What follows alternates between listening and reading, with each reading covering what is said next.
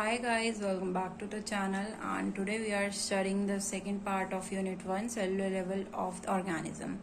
तो हमने पढ़ा था पहले उसमें कि हमारा जो सेल हमारा जैसे स्ट्रक्चरल ऑर्गेनाइजेशन क्या होता है, हमारे हीमोस्टेटस क्या होता है, और अभी हम पढ़ेंगे हमारे बेसिक फंडामेंटल यूनिट हमारे सेल के बारे में। ओके, जो सेल होता है ये हमारा फंडामेंटल होता है, इन द बेसिक लेवल होता है। ठीक है, basic level in the sense ये हमारा जो ऑर्गेनिजम्स में होता है उसमें बेसिक लेवल होता है। वैसे तो हमारा सबसे हमने स्ट्रक्चरल ऑर्गेनाइजेशन में पढ़ा था, उसमें हमने पढ़ा था कि जो हमारा सबसे बेसिक लेवल है वो हमारा केमिकल लेवल है, बट लिविंग की बात हो रही है इसमें। केमिकल लेवल में जो एटम्स होते हैं वो हमारे लिविंग में नहीं होते हैं, पर इसमें जो होता है इसमें हमारे लिविंग में होते हैं। ठीक है, सेल जो होता है हमारा most fundamental and basic unit होता है लाइफ का, और ये हमारा सेल जो होता है वो खुद को ही रिप्रोड्यूस कर सकता है। Like how? थ्रू मीटोसिस। ठीक है, मीटोसिस एंड मियोसिस के थ्रू हमारा जो सेल होता है वो खुद को ही रिप्रोड्यूस करता है। हमने देखो हमारी जो बॉडी होती है, अभी हमारी बॉडी कॉम्प्लेक्स है। हम जब पैदा होते हैं तो हमारी बॉडी जो होती है वो छोटी होती है, और अभी हमारी बॉडी बढ़ गई है, तो इसमें हमारे जो सेल्स होते हैं ना वो खुद को ही डिवाइड करते रहते हैं, इसलिए हमारी बॉडी इतनी बड़ी हुई है। अगर सेल में हमारी ये डिवाइडिंग पावर नहीं होती तो आज हमारा शेप एंड साइज उतना ही होता जितना हम छोटे में थे। जो सेल होते हैं हमारे डिफरेंट डिफरेंट टाइप के होते हैं। लाइक हमारे जो स्किन सेल्स होते हैं उनका कुछ और फंक्शन होता है, हमारे जो नर्व सेल्स होते हैं उनका कुछ और फंक्शन होता है, शेप और स्ट्रक्चर भी कुछ और होता है। पर जो हमारे मेनली दो टाइप के हम सेल के बारे में पढ़ेंगे, prokaryotic and eukaryotic. Okay, prokaryotes and eukaryotes भी बोलते हैं हम इनको। फर्स्ट हमारा जो है प्रोकैरियोटिक सेल। प्रोकैरियोटिक सेल क्या होता है? प्रोकैरियोटिक जो सेल होता है ये हमारा, इसमें हमारा न्यूक्लियर मेम्ब्रेन नहीं होती। देखो जो हमारा न्यूक्लियस होता है, न्यूक्लियस जो होता है वो हमारा मेनली जो होता है हमारे सेल का सेंटर में प्रेजेंट होता है, और वो हम उसको ब्रेन बोला जाता है बेसिकली जो हमारे सेल का। और वो हमारे लिए क्यों इंपॉर्टेंट होता है? क्योंकि उसके अंदर हमारे जो जीन्स होते हैं वो होते हैं, हमारे डीएनए होता है, हमारा जेनेटिक कोड होता है। पर जो हमारा प्रोकैरियोटिक सेल होता है इसमें हमारा न्यूक्लियस जो होता है ना, न्यूक्लियस को जो मेम्ब्रेन प्रोटेक्ट करती है जिसको हम न्यूक्लियर मेम्ब्रेन बोलते हैं, इसमें वो एब्सेंट होती है। Got it? जैसे हमारे कुछ कुछ बैक्टीरिया होते हैं जो यूनिसेलुलर होते हैं, उसमें ही हमारे प्रोकैरियोटिक सेल जो होता है वही होता है हमारा। सिंगल सेल्ड ऑर्गेनिज्म होते हैं बेसिकली, वो हमारे ज्यादातर प्रोकैरियोटिक सेल होते हैं। प्रोकैरियोटिक सेल होते हैं हमारे प्रिमिटिव सेल होते हैं, हमारे पुराने सेल्स होते हैं। आज के जो सेल्स है हमारे, तो आज के न्यू सेल है, हमारी बॉडी में प्रोकैरियोटिक सेल नहीं मिलेगा, पर जो पुराने ऑर्गेनिजम्स थे उनमें हमारा प्रोकैरियोटिक सेल प्रेजेंट होता था। ओके, अब हम पढ़ेंगे यूकैरियोट्स। यूकैरियोट्स क्या होते हैं? यूकैरियोटिक सेल जो होते हैं ये हमारे बड़े होते हैं बेसिकली साइज में। कितना? हमारे प्रोकैरियोटिक जो सेल होते हैं ना उनसे 100 to 10,000 टाइम्स बड़े होते हैं। ओके, एंड इनमें हमारे सारे ऑर्गेनेलीज प्रेजेंट होते हैं, कोई भी ऑर्गेनेलीज एब्सेंट नहीं होता है, और इसमें हमारी जो न्यूक्लियर मेम्ब्रेन होती है वो प्रेजेंट होता है। ये हमारा बेसिकली मल्टी सेलुलर ऑर्गेनिज्म में मिलते हैं, लाइक ह्यूमंस। ओके, अब जो हमने सेल के बारे में पढ़ लिया, पर हम ये देखेंगे कि सेल में क्या क्या होता है। जो हमारा हम एचएवी पढ़ रहे थे, इसमें हमारा एक ह्यूमन सेल के बारे में पढ़ेंगे। देखो ह्यूमन सेल जो होता है बेसिकली इसमें हमारा माइटोकॉन्ड्रिया होता है, एंडोप्लाज्मिक रेटिकुलम होता है। एंडोप्लाज्मिक रेटिकुलम भी हमारे दो टाइप के होते हैं, रफ एंडोप्लाज्मिक रेटिकुलम और smooth endoplasmic reticulum. Okay, and इसमें हमारा सेल मेम्ब्रेन प्रेजेंट होती है, ये आउटर कवरिंग होती है सेल की जो उसको प्रोटेक्ट करती है। राइबोसोम्स प्रेजेंट होते हैं, सेंट्रोसोम प्रेजेंट होता है। सेंट्रोसोम जो होता है वो हमारा सेल को जो होता है माइटोसिस परफॉर्म करवाने में हेल्प करता है। हमारा न्यूक्लियस प्रेजेंट होता है जिसको हम ब्रेन ऑफ द सेल भी बोलते हैं। न्यूक्लियर मेम्ब्रेन प्रेजेंट होती है, न्यूक्लियर मेम्ब्रेन जो हमारे न्यूक्लियस के आउटसाइड में होते हैं, और हमारे न्यूक्लियोलस होता है। न्यूक्लियोलस में हमारे जीन और डीएनए प्रेजेंट होता है। ओके, एंड हमारा इसमें न्यूक्लियर मेम्ब्रेन होता है, और गोल्जी कॉम्प्लेक्स होता है जो हमारा basically storage and synthesis of protein करता है। लाइसोसोम्स होते हैं जिसको हम सुसाइडल बैग भी बोलते हैं, और हमारा साइटोप्लाज्म जिसमें हमारे सारे ऑर्गेनेलीज होते हैं वो प्रेजेंट होते हैं। ओके, अब हम एक एक करके इनकी डेफिनेशन पढ़ेंगे, पर डेफिनेशन से पहले आप लोग एक बार इस सेल का पूरा स्ट्रक्चर देख लीजिए। तो ये जो हमारा मिडल में ये प्रेजेंट है, ये जो सर्कल है इसको हम न्यूक्लियस बोलते हैं। ओके, ये जो बड़ा वाला सर्कल है इसको हम न्यूक्लियस बोलते हैं, और ये जो इसके अंदर ये है हमारी छोटा सा सर्कल, इसको हम न्यूक्लियोलस बोलते हैं। और इसी न्यूक्लियोलस के अंदर हमारे जो जीन्स जो होते हैं, ये जो जीन्स है ये प्रेजेंट होते हैं, ये हमारा मियोसिस में हेल्प करवाते हैं। डीएनए जो होता है ये हमारे जो ऑफस्प्रिंग में जाता है ना थ्रू पेरेंट, तो ये हमारे उसमें हेल्प करवाते हैं। ठीक है, आफ्टर रिप्रोडक्शन। ये जो होता है ये हमारा माइटोकॉन्ड्रिया होता है। माइटोकॉन्ड्रिया जो होता है हमारा power house of the cell होता है, ये हमारा एटीपी प्रोड्यूस करता है बहुत सारे प्रोसेसेस के थ्रू। ये जो होते हैं छोटे छोटे जो प्रेजेंट है, ये हमारा जो होता है ये हमारा राइबोसोम्स होते हैं। राइबोसोम्स हमारा बेसिकली प्रोटीन सिंथेसिस में हेल्प करवाता है। ओके। एंड ये जो है हमारा सेंट्रोजोम होता है। सेंट्रोजोम जो होता है हमारा माइटोसिस का प्रोसेस में हेल्प करवाता है। अभी हम आगे वाले लेक्चर्स में माइटोसिस एंड मियोसिस में डिफरेंस पढ़ेंगे। ये जो होते हैं छोटे छोटे सैक, ये हमारे वैक्यूल्स होते हैं। ये प्लांट सेल में बहुत ज्यादा प्रेजेंट होते हैं, पर जो हमारे एनिमल सेल होते हैं उसमें बहुत कम प्रेजेंट होते हैं। एंड ये जो उसके साइड साइड न्यूक्लियस के हमारे मेम्ब्रेन सराउंडेड है, ये जो होती है ये हमारी एंडोप्लाज्मिक रेटिकुलम की मेम्ब्रेन है। ओके, ये हमारे भी दो दो टाइप में होते हैं, एक होता है स्मूथ एंडोप्लाज्मिक रेटिकुलम और एक होता है रफ एंडोप्लाज्मिक रेटिकुलम। ये होता है हमारा गोल्जी अपैरेटस या हम गोल्जी कॉम्प्लेक्स या इसको गोल्जी बॉडीज भी बोलते हैं। ओके, ये हमारा क्या करता है, इसमें हमारा जो होता है प्रोटीन स्टोरेज में हेल्प करवाता है।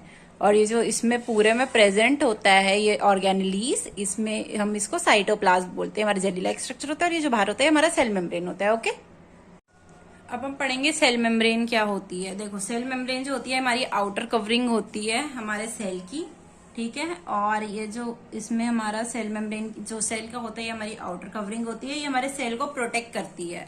प्रोटेक्ट किससे? एक्सटर्नल एनवायरनमेंट से प्रोटेक्ट करती है। और ये हमारी एंट्री और एग्जिट भी अलाउ करती है किसी भी सब्सटेंस की। हमारा जो देखो हमारा जो सेल मेम्ब्रेन होता है ये हमारी बहुत ही थिन होता है, पर ये हमारा कॉम्प्लेक्स चीज होती है, ठीक है। ये हमारा जो हमारा फॉस्फोलिपिड्स एंड प्रोटीन से बना होता है। और ये हमारी बहुत सारी चीजें होती है जिसको ये अलाउ नहीं करता। जैसे कैल्शियम होता है, ये हमारे कैल्शियम को इजिली अलाउ नहीं करता है। इसमें हमारे कैल्शियम जो चैनल्स प्रेजेंट होते हैं ना उसके थ्रू ही हमारा अलाउ करेगा। बहुत सारी चीजें होती है, ये हमारी बेसिकली वाटर को अलाउ करता है ज्यादा, बहुत सारी चीजों को अलाउ नहीं करता। तो इसी के बारे में देखेंगे। हमारा जो सेल मेम्ब्रेन होता है ये हमारा प्रोटीन से बना होता है। ओके, ये हमारा प्रोटीन से बना होता है। एंड हमारा ग्लाइकोप्रोटीन से बना होता है। बेसिकली जो सेल प्रोटीन होता है वो हमारा ग्लाइकोप्रोटीन होता है। और जो हमारा सेल मेम्ब्रेन जो हमारा लिपिड होता है ना वो हमारा फॉस्फोलिपिड से बना होता है। ओके, ये जो होता है हमारे मटेरियल की एंट्री और एग्जिट अलाउ करता है, मैंने बता दिया आपको। और ये जो ऑर्गेनलीज होती है ना, सॉरी जो मतलब बहुत सारी ऑर्गेनलीज होती है वो इसमें से लीक ना हो जाए, ये हमारा उसका मतलब प्रोटेक्शन में हेल्प करवाता है। So guys, this is the layer of our cell membrane. This is glycoproteins and this is some complex protein. This is the structure of our plasma membrane. And इसी के थ्रू हमारे जो proteins के through होता है हमारा जो होता है हमारा सेल का एंट्री और मतलब कुछ भी मेम्ब्रेन प्रोडक्ट जो होता है उसका एंट्री और एग्जिट हम अलाउ करते हैं। हम नहीं, हमारा सेल जो है वो अलाउ करता है। साइटोप्लाज्म, साइटोप्लाज्म क्या होता है हमारा? साइटोप्लाज्म जो होता है बेसिकली हमारा जेली लाइक फ्लूइड होता है। ये हमारा रिस्पॉन्सिबल कराता है किस चीज का? हमारे मटेरियल जो होता है हमारे सेल में ही ट्रांसपोर्ट करवाता है मटेरियल का। ओके, ये हमारे जो इसमें इसके अंदर हमारी ऑर्गेनलीज प्रेजेंट होती है। ये हमारे सेल को जो होता है हमारा शेप प्रोवाइड करता है और स्ट्रक्चर प्रोवाइड करता है। ये हमारे बहुत सारी मेटाबॉलिक प्रोसेसेस में हेल्प करवाता है। जैसे हमारा यूरिया फॉर्मेशन होता है ना, उसमें हमारे लिवर में जो साइटोप्लाज्म हेल्प करवाता है लिवर सेल्स के, तो हमारे बहुत सारे मेटाबॉलिक प्रोसेस में हेल्प करवाता है। ये हमारे लिक्विड लाइक स्ट्रक्चर होता है जो हमारे सेल के प्रेजेंट में इनसाइड में प्रेजेंट होता है। इसमें ये हमारा वाटर, सॉल्ट और बहुत सारे ऑर्गेनिक सॉल्वेंट्स या ऑर्गेनिक कंपाउंड से बना होता है। ओके, अब हम पढ़ेंगे न्यूक्लियस क्या होता है। देखो, न्यूक्लियस जो होता है इसको हम ब्रेन ऑफ द सेल भी बोलते हैं, क्योंकि यही होता है जहाँ पे हमारा बहुत सारी प्रोसेसेस होती है। देखो, न्यूक्लियस जो होता है ये इसमें हमारा डीएनए जो होता है ना, डीएनए प्रेजेंट होता है। और ये हमारा न्यूक्लियस में ही हमारा बेसिकली प्रोटीन सिंथेसिस भी हेल्प करवाता है। कैसे? जो हमारा डीएनए होता है, डीएनए जब हमारा आरएनए में बनता है ना थ्रू ट्रांसक्रिप्शन एंड ट्रांसलेशन, जब आरएनए हमारा जो अमीनो एसिड की चेन में बनवाता है ट्रांसलेशन के थ्रू, तो उसी से हमारा प्रोटीन बनता है। ठीक है, तो एक तो पहले हमारा डीएनए इसमें प्रेजेंट होता है और उसी डीएनए के थ्रू हमारा प्रोटीन या अमीनो एसिड की चेन बनवाता है। और दूसरा जो होता है हमारे जेनेटिक कोड ट्रांसफर करवाता है थ्रू मतलब parents to the offspring. Okay, genetic code transfer करवाता है हमारा। इसमें देखो हमारा न्यूक्लियर मेम्ब्रेन प्रेजेंट होती है, एक न्यूक्लियोलस प्रेजेंट होता है, जिस न्यूक्लियस में हमारा जेनेटिक कोड प्रेजेंट होता है। और हमारा जो न्यूक्लियर मेम्ब्रेन होती है वो हमने पढ़ा था कि प्रोकैरियोटिक में एब्सेंट होती है और हमारे जो यूकैरियोटिक में होता है उसमें प्रेजेंट होती है। देखो, ये हमारा न्यूक्लियस एंड ये हमारी न्यूक्लियर मेम्ब्रेन होती है। और ये हमारा बीच में जो होता है ये हमारा न्यूक्लियोलस होता है। इसके अंदर हमारे क्रोमोसोम्स प्रेजेंट होते हैं। क्रोमोसोम जो होते हैं हमारे डीएनए के अंदर ही होते हैं। ओके, या डीएनए का एक पार्ट ही होता है हमारा, जिसमें मतलब जो न्यूक्लियस के बाहर हमारा न्यूक्लियर मेम्ब्रेन नहीं प्रेजेंट होती है उसको हम न्यूक्लियोटाइड बोलते हैं। ओके, उसको हम न्यूक्लियस नहीं बोलेंगे, उसको हम न्यूक्लियोटाइड बोलेंगे। अब नेक्स्ट हम पढ़ते हैं माइटोकॉन्ड्रिया। माइटोकॉन्ड्रिया जो होता है हमारा power house of the cell होता है। ये हमारी एनर्जी जनरेट करता है in the form of adenosine triphosphate. Adenosine triphosphate क्या होता है हमारा, एटीपी होता है। ओके, ये हमारा एनर्जी किसकी फॉर्म में प्रोड्यूस करता है, एटीपी की फॉर्म में। एटीपी क्या होता है हमारा, एडिनोसाइन ट्राइफॉस्फेट। माइटोकॉन्ड्रिया को हमारा energy currency of the cell भी बोला जाता है। क्या बोला जाता है हमारा, energy currency of the cell. माइटोकॉन्ड्रिया को क्या बोला जाता है हमारा, energy currency of the cell. ये एटीपी कैसे प्रोड्यूस करता है, देखो हमारा एटीपी पहले तो ये हमारा ग्लाइकोजन जो प्रोसेस होता है उसके थ्रू प्रोड्यूस करता है। ये हमारा ईटीसी इलेक्ट्रॉन ट्रांसफर चेंज जो होता है, ये हमारा ऑक्सीडेटिव फॉस्फोराइलेशन होता है, उसके थ्रू भी प्रोड्यूस करता है। ये हमारा जो है, ये हमारा सेकंड सेमेस्टर का टॉपिक है, तो अभी आप इसमें ध्यान मत दीजिए। अभी बस आप ये पता कीजिए कि ये जो होता है हमारा एटीपी किसकी फॉर्म में प्रोड्यूस करता है, हमारा एडीपी टू एटीपी भी प्रोड्यूस करता है हमारा थ्रू ग्लाइकोलाइसिस और हमारा एटीसी एंड ऑक्सीडेटिव फॉस्फोराइलेशन। ठीक है, जब हमारा जो इसमें हमारा जो वो हमारी मेम्ब्रेन होती है ना माइटोकॉन्ड्रिया की, उसमें ही उसके थ्रू जो होता है हमारा प्रोड्यूस करता है। मेम्ब्रेन जो होता है, outer membrane to inner membrane हमारे जो होता है चेन में पंप होता है through our fifth complex in oxidative phosphorylation and that's how ATP is form. हमारा देखो इसमें आउटर मेम्ब्रेन होती है माइटोकॉन्ड्रिया की, इनर मेम्ब्रेन होती है, एक हमारा इंटर मेम्ब्रेन स्पेस होता है। यहाँ पे ये जो होता है ये इंटर मेम्ब्रेन स्पेस होता है, इसमें हमारा कुछ नहीं होता। और एक होती है इनर मेम्ब्रेन होती है, एक हमारे क्रिस्टेट होते हैं। क्रिस्टेट क्या होता है, ये जो फोल्ड्स होते हैं इन्हें हम क्रिस्टेट बोलते हैं। एंड हमारा मैट्रिक्स होता है। मैट्रिक्स जो ये स्पेस प्रेजेंट है ना बीच में, इसको हम मैट्रिक्स बोलते हैं। ओके, एंड देखो ये इसमें हमारा डीएनए भी प्रेजेंट होता है। इसमें हमारा खुद का डीएनए, मतलब माइटोकॉन्ड्रिया का खुद का डीएनए प्रेजेंट होता है, तो ये हमारे खुद का न्यू प्रोड्यूस कर सकते हैं। ओके, हमारा जैसे हमारे न्यूक्लियस में होता है ना, न्यूक्लियस के अलावा भी इसमें हमारा डीएनए पूरे सेल में देखो, और कोई उसमें तुम्हें डीएनए नहीं मिलेगा। तुम्हारा जैसे गोल्जी एपेरेटस है उसमें डीएनए प्रेजेंट नहीं होता है, पर हमारा जो माइटोकॉन्ड्रिया है इसमें हमारा डीएनए प्रेजेंट है। और इसी डीएनए के थ्रू जो होता है हमारा और सारे फंक्शंस होते हैं।